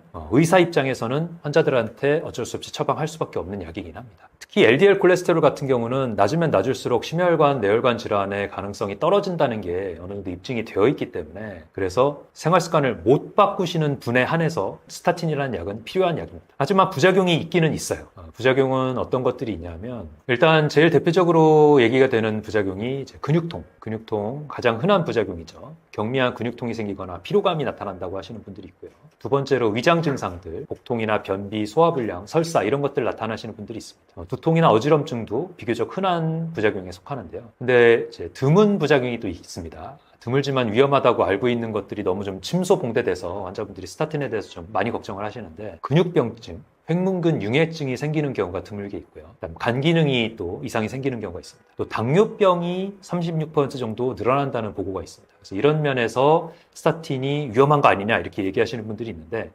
하지만 현실적으로 생활 습관을 교정을 하실 수 있는 분이면 당연히 이런 고위험을 감안해서 안 쓰시면 좋은데 그래서 환자 입장에서 당연히 생활 습관 바꿔야 되는데 바꾸지 못하시는 분들 한정으로 해보다는 이득이 훨씬 큰 약입니다. 그래서 생활 습관을 못 바꾸시는 분이라면 스타틴을 어쩔 수 없이 써야 됩니다. 이 상황을 잘 이해를 해주시면 좋겠습니다. 스타틴 먹으면서 생활 습관 안 바꿔도 된다는 약이 아닙니다. 생활 습관을 바꾸는 게 당연히 우선이지만 어쩔 수 없이 생활 습관을 못 바꾸시는 분이라면 사실 어쩔 수 없이라는 말은 핑계긴 한데요. 여러분들 핑계 대지 마시고 바꿔야 됩니다만 못 바꾸시는 분에 한해서 어쩔 수 없이 써야 됩니다. 혈관 꽉 막는 최악의 음식에는 무엇이 있나요?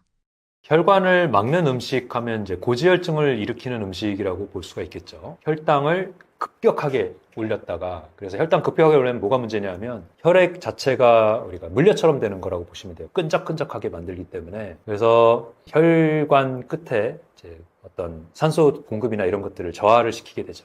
그러면서 혈관 안에 있는 당과 단백질들이 만나면 얘네들이 연결을 하면서 최종 당화산물이라고 표현을 하는, 우리가 소위 당독소라고 얘기하는 것들이 생성이 되게 됩니다. 이러면 혈관 내피에 미세한 염증들을 일으켜요. 이 미세한 염증 반응은 LDL 콜레스테롤들을 불러오게 되고요. 이 불러온 LDL 콜레스테롤이 엉겨 붙으면서 혈관을 좁게 만드는 데 큰 역할을 하게 됩니다. 그래서 고지혈증을 일으키는 음식이 혈관을 좁게 만드는 음식이라고 생각할 수가 있습니다. 당뇨를 일으키는 음식도 마찬가지입니다. 결국 단순당, 가공당이 혈관을 막는 원인이 되는 건데요. 물론 이제 지방 자체가 많이 들어있는 음식도 영향을 줍니다. 포화지방이 너무 많이 들어가 있으면 우리 몸에서 혈관의 염증 반응을 일으킨다고 되어 있긴 한데, 그것보다 현대인들한테는 초가공식품이 더 큰 문제를 일으키고 있습니다. 초가공식품이라는 거는 원재료의 어떤 형태가 아예 없어지고 다 그냥 갈아가지고 거기다가 이제 맛과 향을 증진시킬 수 있고 보존을 늘릴 수 있는 그런 물질들을 섞어서 착색료, 인공감미료, 방부제, 보존제 이런 것들을 넣어서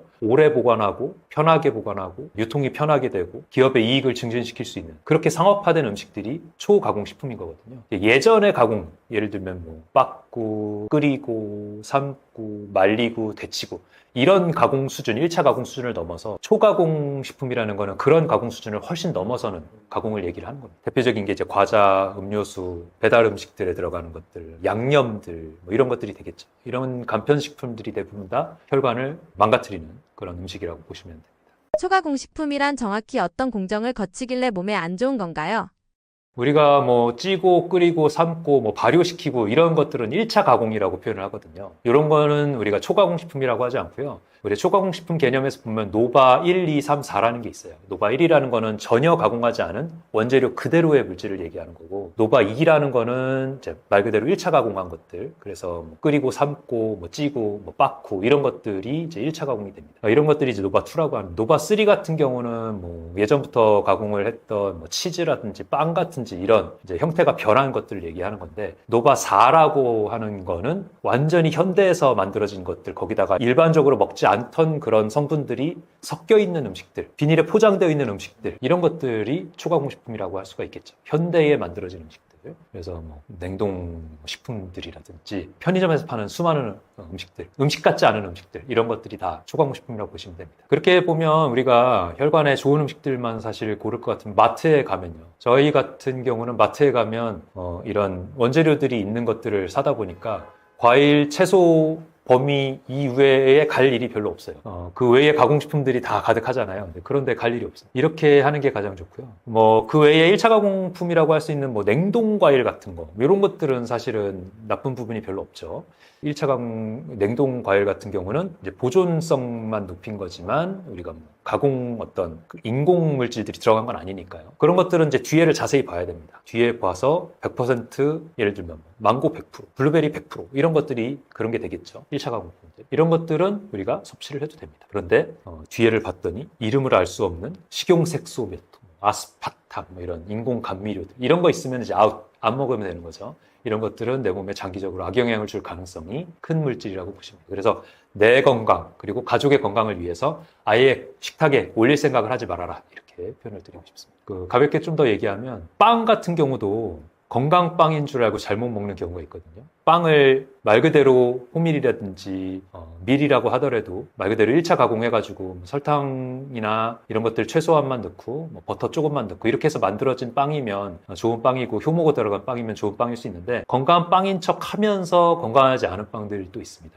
예를 들면 뭐 우리 호밀빵, 뭐 잡곡빵 해가지고 나와 있는 시판되어 있는 것들 보면 뒤에 이렇게 보면은 밀가루 뭐 60%뭐 이렇게 돼 있거든요. 그런 것들은 사실은 밀가루 빵이라고 보셔야 되고, 또 어떤 빵들은 이제 가공품으로서의 영향이 되어 있는 그런 색소라든지 이런 것들이 들어가 있는 빵들, 우리 아이들 먹는 무슨 포켓몬빵 이런 것들 있잖아요. 이런 것들은 사실은 초가공식품이라고 봐야죠. 빵이 아니라. 이런 것들도 주의해야 되는 부분 중에 하나. 사실은 빵 자체를 너무 혈당을 빨리 올리기도 하고, 설탕이랑 지방도 좋은 지방이 들어가 있는 게 아니라 합성 유지방들이 많이 들어가 있는 경우가 많기 때문에 빵도 그냥 차라리 먹지 말라고 얘기를 하고 있습니다. 과일이 비싸서 냉동 과일을 먹고 있는데 괜찮을까요?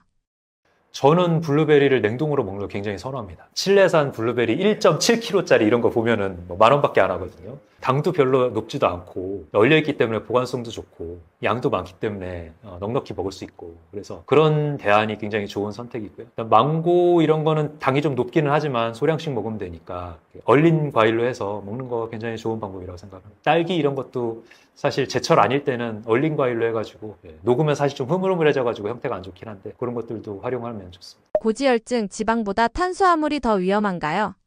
네, 사실 고지혈증 이제 포화지방이 많이 들어갔을 때 문제가 된다고 되어 있어서 지방을 조심하라고 되어 있는 건 맞지만 현대인들을 기준으로 봤을 때는 지방보다 탄수화물이 더 큰 문제입니다. 그냥 탄수화물이 아니죠. 복합 탄수화물이면 항상 말씀드리면 괜찮습니다. 현미 탄수화물 괜찮습니다. 귀리 퀴노아 탄수화물 괜찮습니다. 아니면은 보리 아니면 또 통밀 이런 거 괜찮습니다. 우리가 이제 유럽에서 먹는 뭐 바게트 이런 거 통밀로 만든 빵 이런 거 괜찮습니다. 또 비건 빵 이런 것들 괜찮습니다. 그런데 그런 거 말고 시판되어 있는 밀가루 완전 갈아서 만든 이런 빵들은 안 좋습니다. 지방도 좋은 지방을 고른다면 긍정적인 영향을 줄 수 있습니다. 그래서 포화지방은 최대한 피하고 불포화지방 중에서 오메가3가 많은 지방들을 섭취를 한다면 긍정적인 효과가 있을 수가 있죠.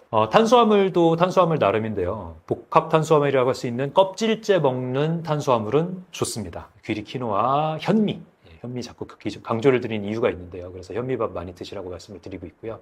우리 주위에서 껍질째 먹을 수 있는 통곡물이 현미가 있기 때문에 너무너무 특혜를 받는 겁니다. 그래서 현미 잘 드시면 좋고 밀가루를 주식으로 하는 곳에서는 사실 통밀 먹기가 오히려 힘들잖아요. 현미가 있잖아요. 그래서 현미가 좋다고 하는 거고요. 잡곡을 항상 물어보시는데 잡곡도 좋은 거 아니냐. 물론 잡곡은 백미보다는 좋습니다. 그런데 잡곡은 아쉽게도 대부분이 깐 곡식이기 때문에 껍질을 먹는 효과는 없습니다. 그래서 껍질에서 얻을 수 있는 비타민, 무기질, 섬유질, 항산화 물질이 좀 부족하다는 거. 그래서 현미밥이 잡곡밥보다는 더 좋다.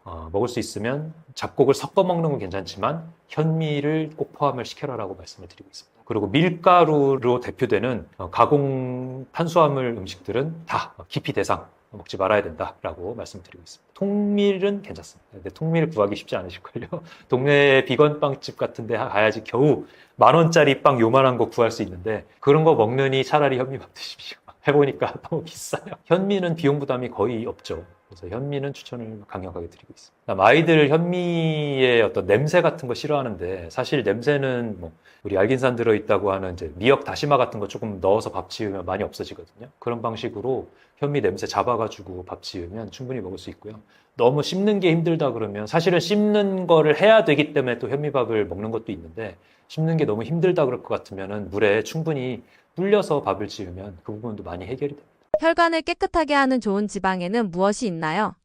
네, 몸에 좋은 지방에 대해서 따로 또 말씀을 드리겠습니다. 혈관을 깨끗하게 하는 지방, 무엇이 있는가? 일단 오메가3가 충분히 들어있는 그런 지방을 섭취할 필요가 있습니다. 오메가3는 불포화 지방산의 하나인데요. 우리 불포화 지방 하면 오메가3, 오메가9, 오메가6 이렇게 이제 나누는데 오메가9는 중성적이라고 볼 수가 있고 오메가6가 우리 몸에서 너무 많아서 이제 염증반을 일으키기 때문에 문제가 됩니다. 그래서 오메가3 비율이 좀 높은 그런 지방을 일부러 찾아 먹어야 될 필요가 있는데요. 그런 면에서는 들깨와 아마씨가 오메가3 비율이 가장 높은 특별한 식물성 지방입니다. 그래서 들깨를 많이 추천을 드리는 거고요. 그 외에도 오메가3보다는 오메가9 쪽이 많지만 아보카도라든지 올리브 이런 것들도 불포화 지방산이 충분히 들어있고 오메가6가 조금 낮은 그런 지방으로 좋아서 저희 집은 이제 다른 지방들, 식용유들 배제하고 이제 아보카도유, 올리브유를 사용을 하고 있거든요. 이런 방식으로 쓰면 좋고 하지만 직접적으로 과일제로 먹는 게 훨씬 더 좋기 때문에 아보카도와 올리브는 일부러 과육제로 먹는 그런 것도 활용을 합니다. 요즘 그게 많이 알려졌는지 마트에 가면은 검은 올리브가 찾아볼 수가 없어요. 막 맨날 품절이에요. 이런 거 보면 건강 생각하시는 분들이 좀 많아지는 것 같아서 기분 좋긴 한데요. 올리브 많이 활용하시면 좋습니다. 청 올리브보다는 블랙 올리브가 맛과 향이 더 편해서 저희도 블랙 올리브 떨어지지 않게 먹고 있습니다. 그리고 견과류도 굉장히 좋은 불포화 지방산의 어떤 요소인데요. 그래서 저 같은 경우는 차에서 우리가 주전부리로 과자 같은 걸 많이 먹거나 껌 많이 먹거나 음료수를 많이 먹게 되잖아요. 근데 그런 거 대신에 할 수 있는 좋은 방법이 견과류를 활용하는 거죠. 호두나 아니면은 잣이나 아니면은 저 같은 경우 캐시넛이랑 브라질넛을 활용을 하는데요. 브라질넛 하루에 2개, 3개 먹으면 항암 성분도 얻을 수가 있기 때문에 브라질넛 하루에 2, 3개 활용을 하면 좋고, 그 다음에 캐슈넛 같은 경우는 고소한 맛으로 먹을 수가 있어서 그래서 떨어지지 않게 먹는 것 중에 하나인데요. 과자를 먹는 것보다 훨씬 더 좋습니다. 이렇게 해서 하루에 한 줌 정도의, 저는 한 줌보다 좀 많이 먹긴 하는데 이런 걸로도 활용을 하면 좋은 지방을 먹을 수가 있습니다. 그 다음에 이제 오메가3 하면 이제 어류 궁금해 하시는 분들이 많을 거예요. 당연히 오메가3를 충분히 섭취하는 방법 중에 식물성 기름이 가장 좋은 방법이긴 하지만 어류도 굉장히 효율적인 방법 중에 하나입니다. 하지만 어류를 이용해서 오메가3를 섭취할 때에는 해양 오염 그리고 중금속 이슈 때문에 주의를 할 필요가 있어요. 그래서 가능하면 작은 생선을 먹는 것이 좋습니다. 작은 등푸른 생선으로 대표되는 게 고등어, 꽁치, 정어리 이런 것들이 좋은 생선이거든요. 너무 큰 뭐 참치라든지 이런 것들은 이제 수은이라든지 중금속 이슈들이 있을 수가 있죠. 그리고 집에서 간식 같은 거 얼린 블루베리 그리고 차에서 캐슈넛 이런 거 추천드렸다시피 이런 것들로 당분이 높지 않은 간식들을 활용을 하시면 식사 중간에 빠질 때에도 너무 배고프지 않게 잘 넘길 수 있으니까 그런 거 활용하시면 좋습니다. 콜레스테롤이 높은 음식이 항상 나쁜 음식인 건가요? 콜레스테롤이 높은 음식들이 있죠. 대표적으로 높은 음식들, 뭐 새우나 계란 이런 거 물어보시는 분들이 있는데요. 하나씩 설명드려 보겠습니다. 음식으로 섭취하는 콜레스테롤이 있고요. 하지만 앞에도 설명드린 것처럼 혈중의 콜레스테롤 상당 부분은 우리 몸에서 만들어내는 콜레스테롤입니다. 그래서 콜레스테롤은 사실 우리 몸에 필요한 부분도 있는데요. 세포막의 성분이 되기도 하고요. 호르몬의 원료가 되기도 합니다. 그래서 우리 몸에서 콜레스테롤은 필요한 만큼 만들어내고 있습니다. 하지만 바깥에서 음식으로 섭취하는 거는 대부분 과잉이 되는 경우가 많은데요. 그래서 혈중 콜레스테롤 수치에 더 영향을 주는 것들은 이제 포화지방, 그리고 트랜스 지방이 문제가 됩니다. 그래서 불포화 지방이 많이 들어있는 지방을 먹으라고 말씀을 드리는 거고요. 근데 콜레스테롤이 높은 음식 중에서 궁금해하시는 부분들이 있죠. 계란 같은 경우는 계란 노른자에 콜레스테롤이 많이 들어있다고 유명하잖아요. 하지만 계란에 들어있는 다른 레시틴이라든지 이런 좋은 성분들이 있기 때문에 고콜레스테롤 혈증이 있으신 분들이라면 조금 주의해야 되겠지만 정상인 분들이라면 1개에서 하루에 2개 정도까지는 무리 없이 먹을 수가 있습니다. 그래서 뭐 노른자 빼고 뭐 흰자만 먹고 이렇게 하실 필요 없고요. 1개에서 2개 정도는 계란을 드셔도 된다. 하지만 계란에서 또 오메가6, 오메가3 비율이 문제가 됩니다. 그래서 케이지에서 스트레스 받으면서 낳은 계란 같은 경우는 오메가6 비율이 20대 1이 아니라 40대 1, 80대 1 이렇게 높아지는 경우가 있기 때문에 우리 몸에 염증 반응을 일으키는 그런 지방이 될 수가 있거든요. 그래서 저희 집은 난각번호 1번이랑 2번 계란을 소비를 하는 그런 걸 삼고 있습니다.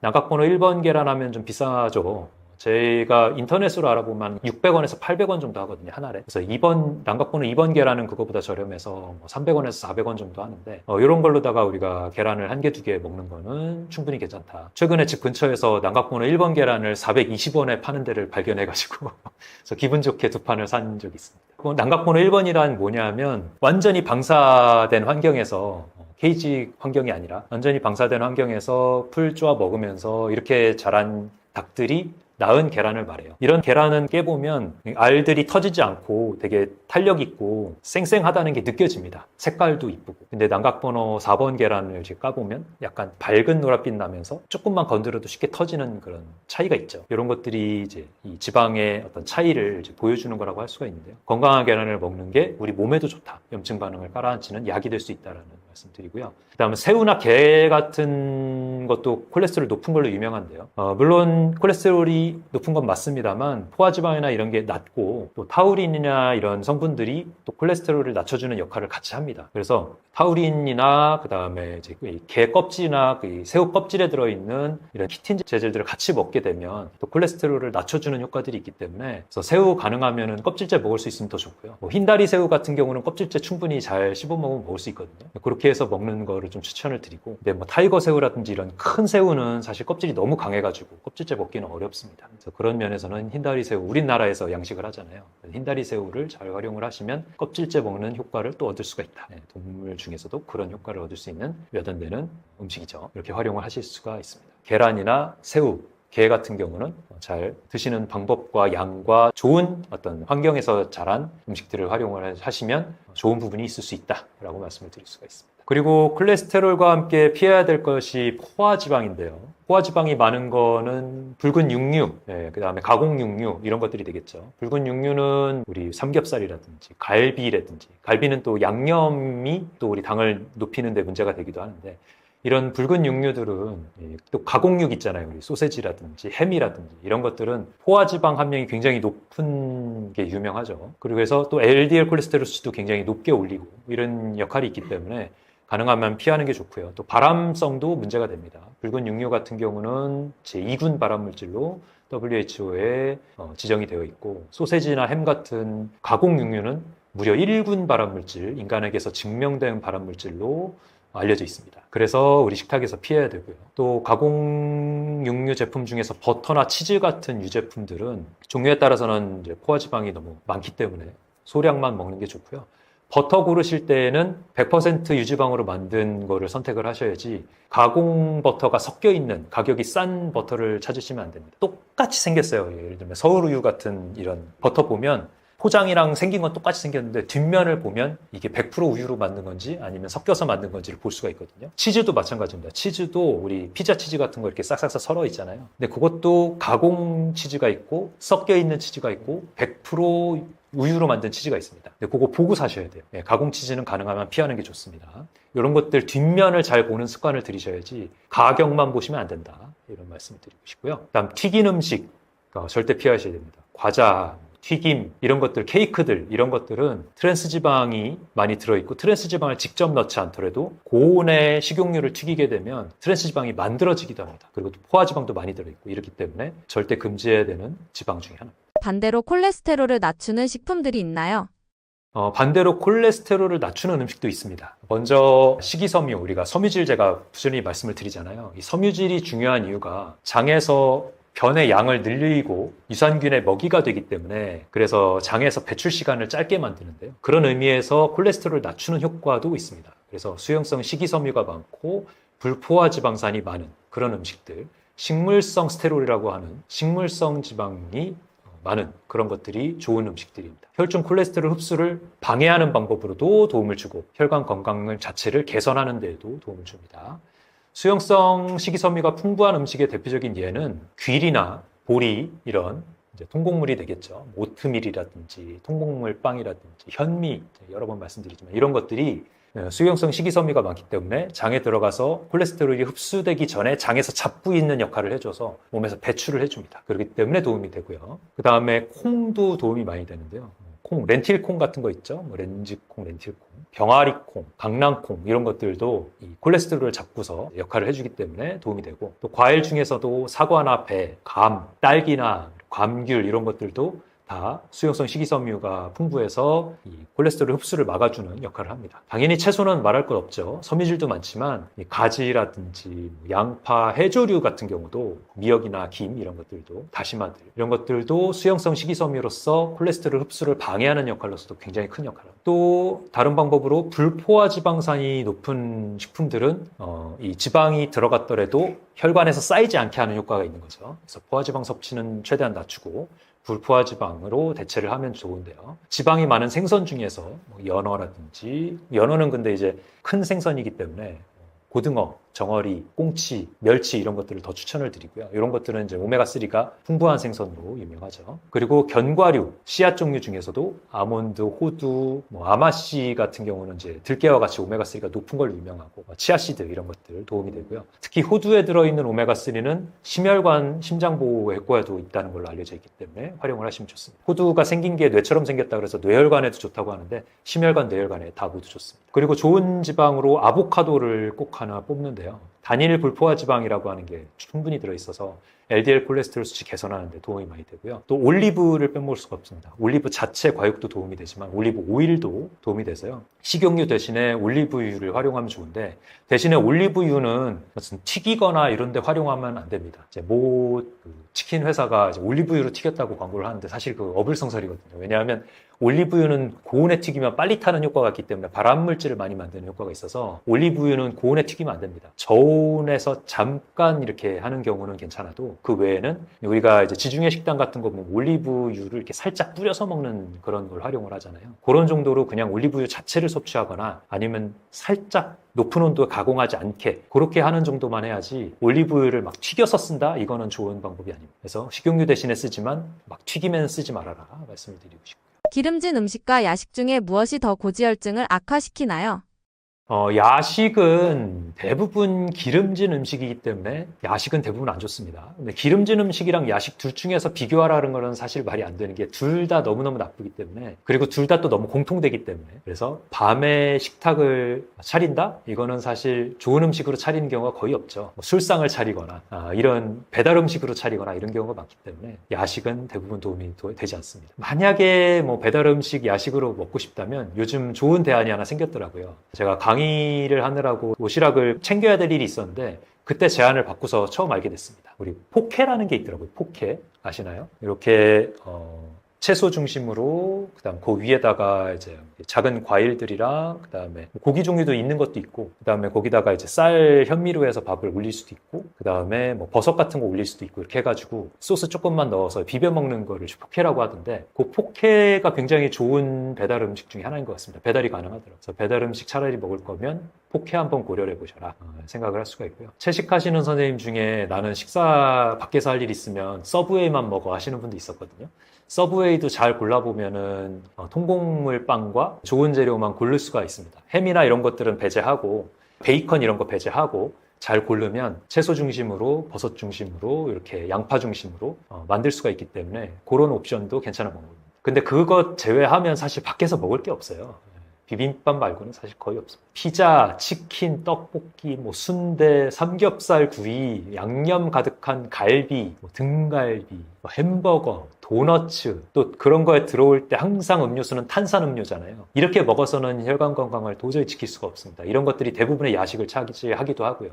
저희 야식하면 사실 응급실을 빼놓을 수가 없는데요. 응급실에서는 밤에 일을 하기 때문에 야식을 많이 먹는 직종 중에 하나입니다. 야식을 선택할 때도 샐러드 중심으로 선택을 해서 먹을 수 있는 방법도 있으니까 그렇게 선택을 해야지 그냥 분별 없이 이런 음식들로 야식을 하면 금방 못 망가집니다. 그래서 응급의학과 선생님들이 이렇게 퉁퉁하신 분이 많은 이유가 이런 야식을 피할 수가 없어서 그런데요. 주의해야 됩니다. 그리고 이 엄청난 당분이 또 들어있고 또 지방도 많이 들어있기 때문에 이게 합쳐져 있잖아요. 다음날 중성지방 폭증할 수밖에 없습니다. 절대 금물인 음식들입니다.